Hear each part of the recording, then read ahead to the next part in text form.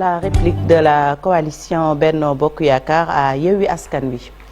La coordonnatrice du pôle parrainage de la coalition Fati affirme que le parrainage sera bel et bien maintenu malgré les demandes de l'opposition. Aminata Touré en a profité pour fustiger également la proposition de Ousmane Sonko sur l'association des maires qui ne fait que diviser le pays, selon l'ancien Premier ministre, que je vous propose d'écouter au micro de Modou Diop.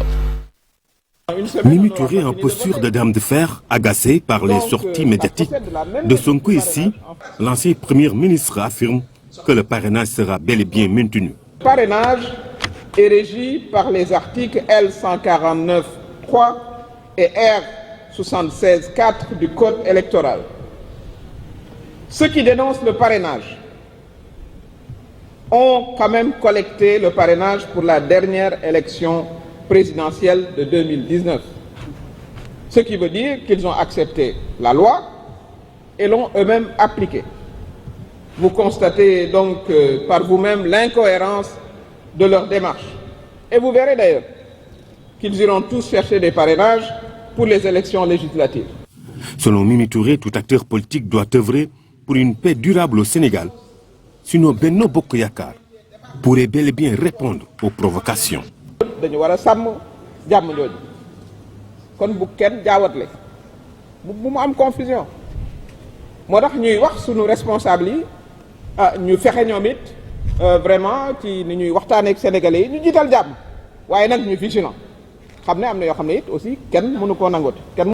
Concernant l'association des maires soulevée par Ousmane Sonko, Mimi Touré trouve que cela divise le pays. classe yi soxlawul fitna soxlawu ko donte nag ndax ñi toog fii yëpp sama ndeyjoor wala sama càmmoñ ak sama ginnaaw ñii ñëpp du ma ne ay anciens combattants ay combattants la ñoon ñu ci bëri dañoo yàgg ci opposition daj ci lu ne am ñoo xam ne dañ leen cee tëj ñii ñuy nangu seen liggéey yàq seen liggéey kon opposition jaaxalu leen donc bu dee ay déclaration tonitruante va-t-en-guerre kooku amul kenn ku mu mën a yëngal ci ñun. Les leaders de Benno Bokk Yakaar invitent le leader de Pastef et maire de Ziguinchor à prendre position sur la situation actuelle qui prévaut en Casamance. Pour Mimi Touré, Ousmane Sonko doit condamner les actions menées par Salif Sadio. Et puis, démantèlement de bases rebelles en Casamance, la communauté Santé Djidio demande l'arrêt de l'offensive de l'armée sénégalaise. Elle justifie Fati par le souci de sauvegarder la stabilité dans la zone en privilégiant le dialogue. Synthèse avec Boubacar Diassi.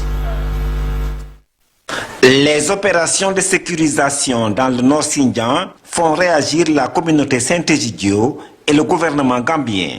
La communauté Saint-Egidio demande la fin des opérations militaires actuelles de l'armée sénégalaise afin de sauvegarder la stabilité de la zone concernée et de maintenir ouverte la voie du dialogue.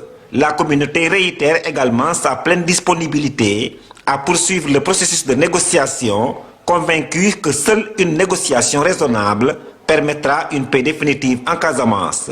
Pour sa part, Ibrahima Sankaré, qui est le porte-parole du gouvernement gambien, a indiqué dans un communiqué que le président Adama Barrow tenait à rassurer les citoyens, les membres du corps diplomatique et consulaire de la Gambie, que ce pays ne sera ni utilisé comme rampe de lancement, ni autorisé à quiconque d'y entrer avec des armes et des munitions.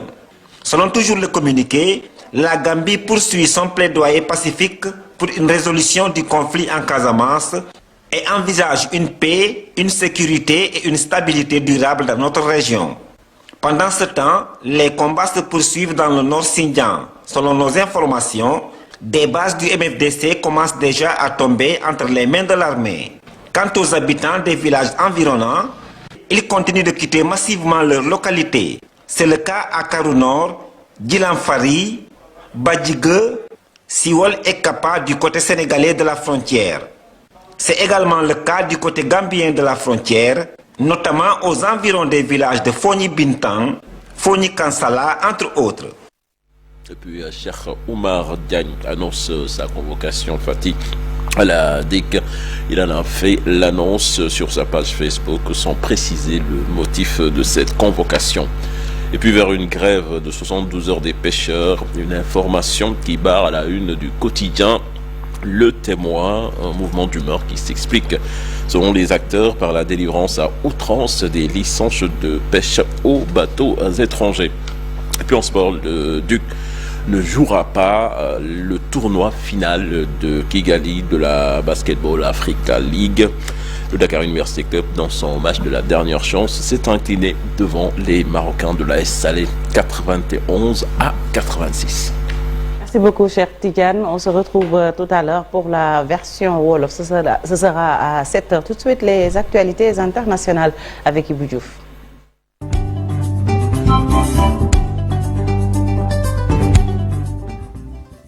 Alors, Ibou, au Mexique, un journaliste assassiné, le 8e en 2022.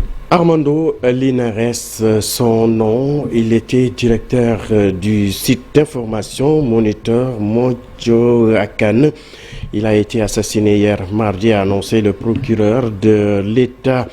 Région donc marquée par des années de violence liées au cartel de drogue. Le journaliste Armando Linares a été retrouvé mort avec des impacts de balles à son domicile, avait dénoncé des menaces à son encontre. Dans un communiqué, les autorités ont précisé que le corps du journaliste portait des impacts de balles.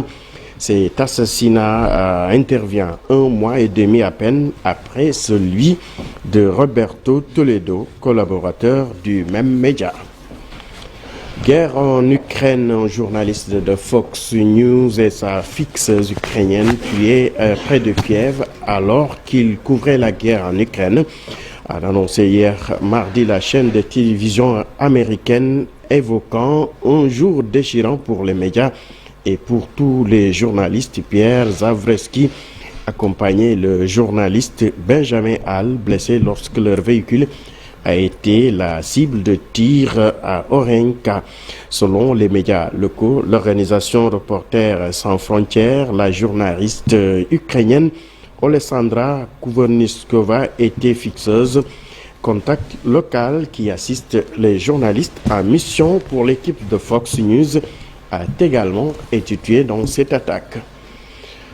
11 années de guerre en Syrie, des milliers de Syriens donc manifestent leur soutien à l'Ukraine. Des milliers de manifestants syriens hostiles au régime de Bachar al-Assad se sont rassemblés hier dans plusieurs villes du nord-est, échappant au contrôle du gouvernement. C'était pour marquer le 11e anniversaire de l'insurrection déclenchée le 11 mars 2011 dans la ville d'Alep, contrôlée par des rebelles pro-turcs. La décision de l'Allemagne de se doter du F-35 risque de créer des tensions avec ses partenaires européens. Le choix en faveur des avions américains pourrait compliquer les discussions sur le projet franco-germano-espagnol d'avions de combat du futur. C'est la première décision d'ampleur de Berlin en matière d'équipement militaire depuis l'annonce du chancelier le 27 février de consacrer 100 milliards d'euros à la modernisation de l'armée allemande. Le Burkinabé Djebodo Francis Kéré, sacré architecte du monde, meilleur architecte du monde, pionnier des constructions durables au service des populations, comme l'école de son village au Burkina. L'architecte a reçu hier mardi le prix de Flizer, devenant ainsi le premier Africain à recevoir cette plus haute distinction de la profession des architectes. C'est la première fois donc qu'un architecte africain reçoit une telle distinction. Son Fati, pour terminer, une note d'archéologie, Notre-Dame de Paris, d'importants vestiges découverts lors des travaux de reconstruction. Les archéologues ont notamment découvert un sarcophage de plomb datant du XIVe siècle dans un bon état de conservation. Ainsi, Notre-Dame n'avait pas livré tous ses secrets. Les entrailles de la cathédrale, ouvertes lors de ces travaux de reconstruction, ont permis de mettre au jour d'importants vestiges archéologiques. Sokhna Fati. Merci beaucoup Ibou Diouf. C'était les actualités internationales. À tout à l'heure pour la version wolof léegi xam naa dañuy dalal Cheikh Diop ci li ci yéenekaay yi mais le temps que muy ñëw Chérif je pense que mën nañ def quand même le point sur l'actualité gis nañ sànq li jàll mu mel ni législative yi quand même les politiques ont déjà annoncé la couleur. moo annoncé la couleur subitement Fatick gis nga ko les acteurs quand même imposé nañu politique fii ci Sénégal. loolu nag du negulet Sénégal moom c'est vrai que am nañ histoire ci wàllu élection yàgg doon ko def depuis l'époque coloniale mais gis nañ ni. ba léegi bu élection amee coow day am ci diggante pouvoir ak opposition lu ci bëri nekk problème mu fichier électoral ci processus électoral bi. xëy na moom moo tax sunu démocratie bi li ñu koy waxee dafa mën a teg benn jéego ci kanam teg ñaar ci ginnaaw. duñ avancé tagga témbe googu li ko waral nekk mooy xëy na problème de confiance buy am. ci li nga xamante ne mooy les principaux acteurs même si bu ñu demee ba ci élection gis na ni quand même peuple bi moom am na maturité boo xamante ni dinañ dem voté ci jàmm ñëw fal ka leen neex moo tax ñu am fi ñaari alternance bu dee ci élection présidentielle la li xew bërki démb également ci élection locale yi gis nga ko askan wi dem nañ fal seen ay élus locaux ci maire yi ak président conseil départementaux yi ci jàmm donc way politique yi xëy na ñoom ñoo am problème mais pas le peuple bi nga xamante ni moom mooy voté xam naa bu dee Cheikh kii na dinañ koy gën a yaatal incha allah ci kanam loolu mooy première partie bu actu commenté bu Cheikh daanelee incha allah ñu jox Malick